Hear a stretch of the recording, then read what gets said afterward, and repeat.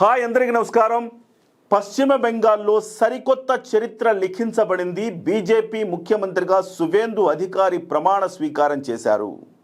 So ఇక్కడ red to saffron. ఒకప్పుడు ఎర్ర కోటగా ఉన్న ఈ పశ్చిమ బెంగాల్ సాఫ్రాన్ కాషాయ రంగులోకి మారిపోయింది. ఎలా సాధ్యమైంది? ఎవరి సువేందు అధికారి అని అంతా కూడా సర్వత్రా చర్చించుకుంటున్నారు, గూగుల్లో సెర్చ్ చేస్తున్నారు. ఇంతకీ ఎవరి సువేందు అధికారి?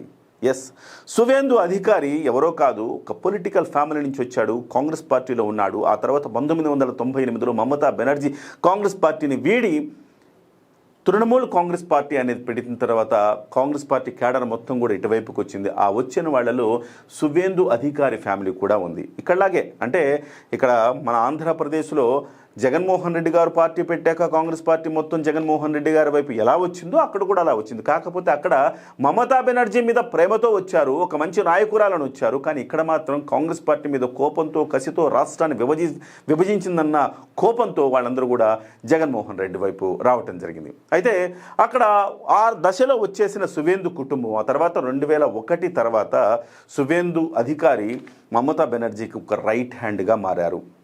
2001లో పోటీ చేసిన మమతా బెనర్జీ ఓడిపోయింది. 2006లో పోటీ చేసింది, ఓడిపోయింది. 2011 వాటికి ఆమె అధికారంలోకి వచ్చింది. అయితే ఎందుకు అధికారంలోకి వచ్చింది, ఎలా వచ్చిందంటే దీనికి కూడా ప్రధానమైన కారణం సువేందు అధికారి అని చెప్పాలి. 2007లో నందిగ్రామ్, మనందరం విన్నాం, నందిగ్రామ్ ఉద్యమం, అలాగే సింగూరు, అక్కడ రైతుల పక్షాన పోరాడారు సువేందు అధికారి. రైతుల పక్షాన పోరాడి ఆయన పెద్ద ఎత్తున ఉద్యమాన్ని నిర్మించాడు.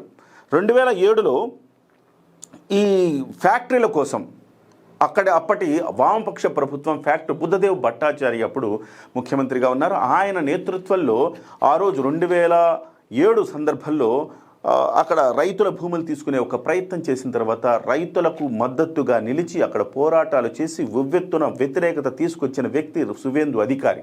అది కాస్త తృణమూల్ కాంగ్రెస్ పార్టీకి బాగా ఉపయోగపడింది. 2011లో తృణమూల్ కాంగ్రెస్ అధికారంలోకి వచ్చింది. అసలు పశ్చిమ బెంగాల్ మొత్తం కూడా ఎట్లా ఉంటుందంటే, సో ఎప్పుడు అధికారంలోకి వచ్చిన వాళ్ళు మళ్ళీ వస్తుంటారు. మనం ఆంధ్రప్రదేశ్ని చూసిన తర్వాత, తమిళనాడుని చూసిన తర్వాత పశ్చిమ బెంగాల్ని చూస్తూ డిఫరెంట్గా కనపడుతుంది. ఆంధ్రప్రదేశ్లో మహా అంటే 2 సార్లు అధికారంలో ఉంటారేమో, ఆ తర్వాత పోతారు. కానీ తమిళనాడు మరీ దారుణం. ఒక 5 ఏళ్ళు ఉంటే వాళ్ళు మళ్ళీ 2-5 ఏళ్ళు వేరే వాళ్ళు వస్తారు. సో అంత అధికార మార్పిడి జరుగుతూనే ఉంటుంది. కానీ అక్కడ మాత్రం 30 ఏళ్ల పాటు 1947 నుంచి 1977 వరకు కాంగ్రెస్ పార్టీ ఉంటే 1977 నుంచి 2011 వరకు వామపక్షాలు ఉన్నాయి, సిపిఎం ఉన్నది. 2011 నుంచి మళ్ళీ 3 సార్లు 2026 వరకు మమతా బెనర్జీ ఉంది. మరి 2026లో అధికారంలోకి వచ్చిన బీజేపీ మరి ఎన్నేళ్లు పరిపాలన చేస్తుందనేది చూడాలి. సో అక్కడ ప్రజల్లో అలానే మళ్ళీ ఇంకో 10 ఏళ్ళు 15 ఏళ్ళు వీళ్ళనే ఉంచుతారా, మళ్ళీ మార్పు తెస్తారా, తమిళనాడుని ఆంధ్రప్రదేశ్ని చూస్తారా మనకు తెలియదు. సరే, సువేందు అధికారి చరిత్ర ఇది.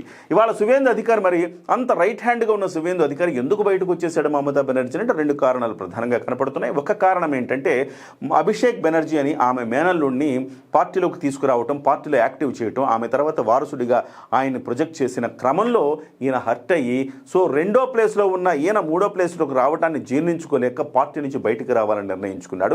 అదే సమయంలో 2019లో ప్రశాంత్ కిషోర్ వచ్చిన తర్వాత పార్టీలో పూర్తిగా జోక్యం చేసుకున్న ప్రశాంత్ కిషోర్, సో ఈయన్ను కూడా పక్కన పెట్టడం సువేందు అధికారిని కొంత ఆయనకి నచ్చలేదు. దీంతో 2019 ఎన్నికల తర్వాత, లోక్సభ ఎన్నికల తర్వాత ఆయన బయటకు రావడం జరిగింది. బయటకు వచ్చాక బీజేపీలో ఆయన జాయిన్ అయ్యారు. బీజేపీలో జాయిన్ అయినప్పటి నుంచి ఆయనకి అన్ని ఆనుపానులు తెలుసు. మమతా బెనర్జీ ఎప్పుడు ఏం చేస్తుంది, ఎలా చేస్తుంది, అన్ని ఆనుపానులు తెలుసు ఆయనకి. అసలు తృణమూల్ కాంగ్రెస్ పార్టీ ఆత్మగా ఉన్నాడు, ఆయన వెన్నెముకలా ఉన్నాడు. అలాంటి ఆయన బయటకు వచ్చి బీజేపీలోకి వచ్చిన తర్వాత బీజేపీకి బోలెడంత బలం వచ్చింది. అదే సమయంలో తృణమూల్ కాంగ్రెస్ పార్టీ బాగా వీక్ అయిందని చెప్పాలి.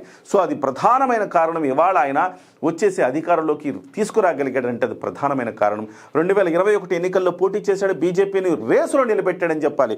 2021లో బీజేపీకి ఎన్ని స్థానాలు వచ్చాయంటే దాదాపుగా 2021లో 77 స్థానాలు తీసుకొచ్చాడు. మొదటి ప్రయత్నంలోనే 77 స్థానాలు తీసుకొచ్చాడు. అలాగే మమతా బెనర్జీ పోటీ చేసిన నందిగ్రామ్ లో ఆయన కూడా పోటీ చేసి ఆమె మీద విజయం సాధించాడు. ఎందుకంటే అక్కడ ఉద్యమాలు నిర్మించింది ఆయనే కదా.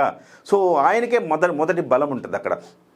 కాబట్టి 2021లో ఆమె మీద పోటీ చేసే నందిగ్రామంలో గెలవటం జరిగింది. అంత వీరోచితమైన వ్యక్తిగా చూడాలి. 2026లో 2 చోట్ల ఆమె పోటీ చేశారు, 2 చోట్ల ఈయన పోటీ చేశాడు. అదే 2 ప్రాంతాల్లో, ఆ 2 ప్రాంతాల్లో కూడా విజయం సాధించడం అనేది విశేషం. అంతటి డైనమిక్ లీడరు ఇతను. సో కేవలం లీడర్ మాత్రమే కాదు, ప్రతి గ్రామంలో ఎవరో ఒకళ్ళు సువేందు అధికారి మనుషులు అనేవాళ్ళు ఉండేవాళ్ళు. సో అందుకోసం ఆయన బీజేపీని అధికారంలోకి తీసుకురావడం చాలా ఈజీ అయిందని చెప్పాలి. ఎస్, సువేందు అధికారి అందుకే ఇవాళ ముఖ్యమంత్రి అయ్యారు. అయితే బీజేపీ ఎదిగిన క్రమం చూద్దాం మనం. అంటే రెడ్ టు సాఫ్రాన్ ఎట్లయింది? సో రెడ్ టు సాఫ్రాన్ ఎట్లయిందంటే మనకు చాలా విచిత్రంగా ఉంటుంది. అంటే ఒక ఎర్ర కోటను కాషాయీకరణ చేయడం అనేది అంత ఈజీ కాదండి. ఒక లెఫ్ట్ నుంచి పూర్తిగా రైట్కు మార్చడం అనేది, అంటే ట్రాన్స్ఫార్మేషన్ అనేది చాలా కష్టం. కానీ ఒక 25 ఏళ్లలో ఆ ట్రాన్స్ఫార్మేషన్ చేసి చూపించింది బీజేపీ అని చెప్పాలి. బీజేపీ ఎప్పుడు కూడా ఒక్కడుగుతోనే స్టార్ట్ చేస్తుంది. ఆ ఒక్కడు కాస్త రేపు అధికారంలోకి వచ్చేదాకా ఆ పట్టుదలతో, ఆ ప్రణాళికతోటి బీజేపీ సాగుతుందని చెప్పడంలో ఎలాంటి అతిశయోక్తి లేదు. ఒకసారి మనం బీజేపీ అడుగులు చూస్తే 1980లో అండి, 1980లో బీజేపీకి 1% ఓటు బ్యాంక్ ఉంది. ఎక్కడ? పశ్చిమ బెంగాల్లో. వాళ్ళు అప్పుడు ఓన్లీ లోక్సభకు మాత్రమే పోటీ చేశారు, అసెంబ్లీకి పోటీ చేయరా. అది 1991కి వచ్చేటప్పటికే ఆ ఓటు బ్యాంకు దాదాపుగా 11% చేరుకుంది. ఓటు బ్యాంకు 11% చేరుకుంది 1991లో. అయితే 1998కి వచ్చేటప్పటికే వాళ్ళు అనుకున్నారు మమతా బెనర్జీ బయటకు వచ్చింది, అక్కడ ప్రధానంగా ఉన్నది అధికారంలో కమ్యూనిస్టు పార్టీలు కాబట్టి వాళ్ళకి వ్యతిరేకంగా పోరాడాలంటే మమతా బెనర్జీ ఉంటే బాగుంటుంది అనుకున్నారు. 1998 లోక్సభ ఎన్నికల్లో మమతా బెనర్జీతో జట్టు కట్టారు. జట్టు కట్టిన తర్వాత బీజేపీ టీఎంసీ కలిపి జట్టు కట్టిన తర్వాత వీళ్ళకి 1998లో 1 లోక్సభ సీటు వచ్చింది. అలాగే 1999లో అప్పుడు వరుసగా మళ్ళీ వాజ్పేయి ప్రభుత్వం పడిపోయి మళ్ళీ వచ్చింది కదా, అప్పుడు 2 లోక్సభ స్థానాలు వచ్చినాయి. ఇది బీజేపీ ప్రస్థానం అనమాట. ఆ రోజుల్లో బీజేపీ ఈ రకంగా 2 స్థానాలు లోక్సభ స్థానాలు ఉన్నాయి, కానీ అసెంబ్లీ స్థానాలు లేవు బీజేపీకి ఎప్పుడు కూడా. అయితే 1999 తర్వాత పొత్తు వీగిపోయింది. 2001లో పొత్తు వీగిపోయిన తర్వాత 2004లో లోక్సభకు మళ్ళీ పోటీ చేశారు. 2000 పొత్తు లేకుండా పోటీ చేస్తే నో సీట్, 2004లో పోటీ చేస్తే నో సీట్. అలాగే ఇక అక్కడి నుంచి పొత్తు అలా కొనసాగిస్తూ వస్తున్నారు. అయితే 2016లో, అంటే ఆ తర్వాత మమతా బెనర్జీ అధికారంలోకి వచ్చేసింది. 2004లో వీళ్ళకి 1 లోక్సభ స్థానం కూడా రాలేదు, వీక్ అయిపోయారు, 0 స్థానాలు. 2001లో పోటీ చేశారు అసెంబ్లీకి, 1 స్థానం కూడా రాలా. 2006లో పోటీ చేశారు, 1 స్థానం కూడా రాలా. 2011లో పోటీ చేశారు, 1 స్థానం కూడా రాలా. సో మొత్తం మమతా బెనర్జీ హవా నడుస్తుంది. 2011లో మమతా బెనర్జీ అధికారంలోకి వచ్చింది. మమతా బెనర్జీ అధికారంలోకి వచ్చిన తర్వాత 2016లో ప్రారంభించారయ్యా. 2016లో బీజేపీ ప్రస్థానం మొదలైందని చెప్పాలి. 3 స్థానాలు గెలిచారు 2016లో. 2021కి వచ్చేటప్పటికే 77 స్థానాలు గెలిచారు.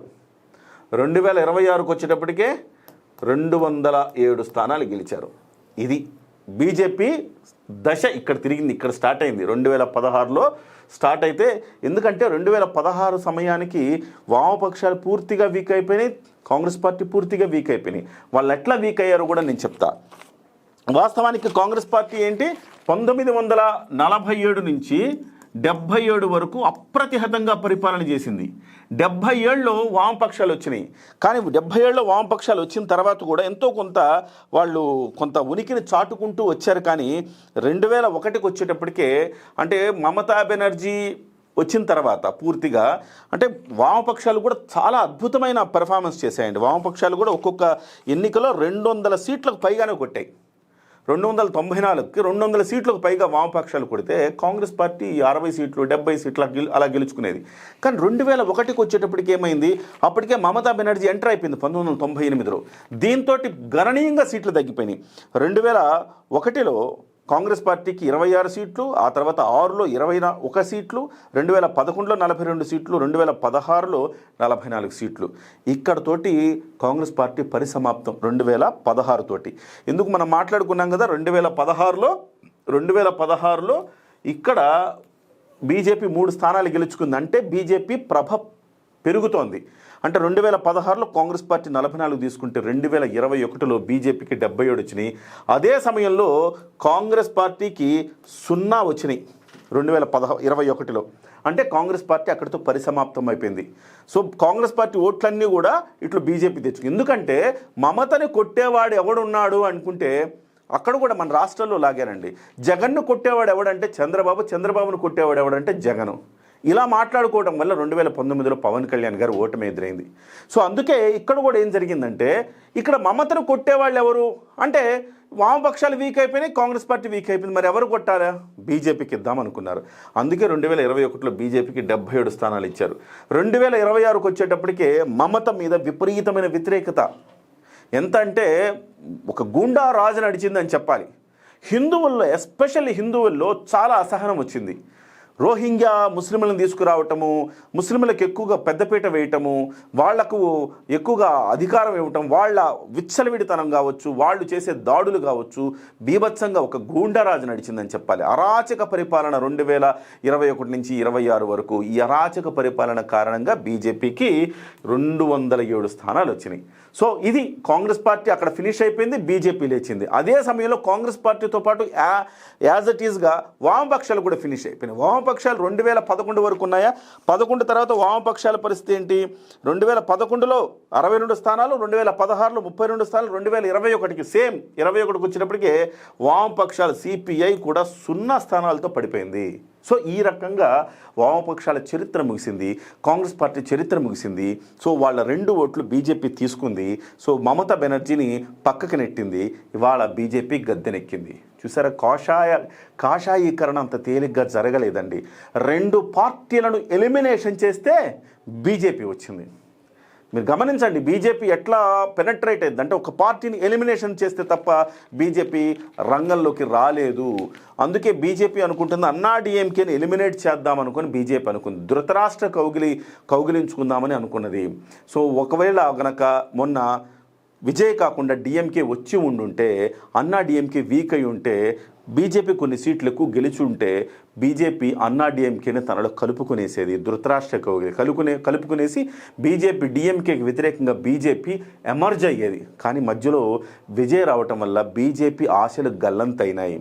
ఇక్కడ కూడా బీజేపీ ఏమనుకున్నదంటే ఆంధ్రప్రదేశ్లో కూడా జగన్మోహన్ రెడ్డి గారికి వ్యతిరేకంగా బీజేపీ ఒక్కటే ఉండాలనుకున్నది. అందుకే తెలుగుదేశం పార్టీ కనుక ఆ రోజు జగన్మోహన్ రెడ్డి గారు చంద్రబాబు నాయుడు గారిని జైల్లో ఉంచి ఉంటే అప్పుడు జగన్మోహన్ రెడ్డి గారిని మాత్రమే మళ్ళీ రెండోసారి గెలిపించేందుకు బీజేపీ ఎత్తుగడలు వేసింది.